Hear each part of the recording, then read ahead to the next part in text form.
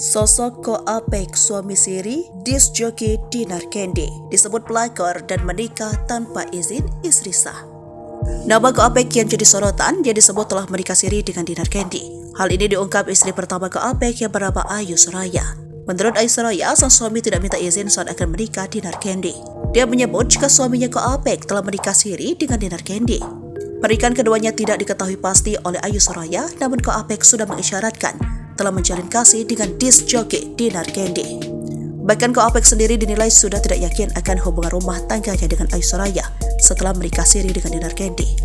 Dia bilang kalau dia balik sama aku, ini gak akan lama, kata Ayu Soraya dalam jumpa persnya di kawasan Tebet, Jakarta Selatan, Jumat 3 Oktober 2023. Kemudian Ko Apek meminta agar Ayu dimadu dengan Dinar Candy beberapa bulan, namun Ayu menolak mentah-mentah tawaran dari suaminya itu. Kemudian Ayu memastikan Ko Apek tidak pernah meminta izin akan menikah siri dengan Dinar Candy.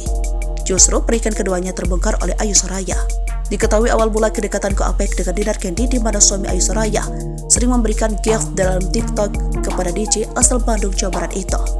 Tidak hanya itu, Ayu mendapati Dinar Candy kerap menelpon sang suami, namun saat itu ia tidak memiliki bukti. Lantas, siapa Ko Apek? Tak banyak yang bisa dikulik dari sosok Ko Apek. Nama aslinya Arfandi.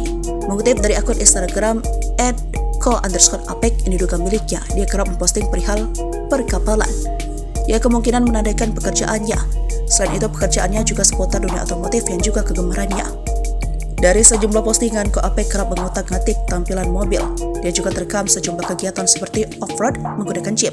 Dia kerap juga pamer mobil mewah produk asal Italia, Lamborghini Gallardo berwarna putih.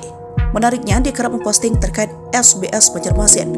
Sejumlah kapal dengan perusahaan SBS Banjarmasin kerap dipostingnya.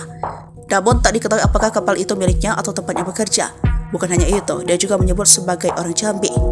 Hal ini terekam dalam postingannya. Sejumlah kegiatan di Jambi, dia juga memiliki tim balapan mobil di Jambi.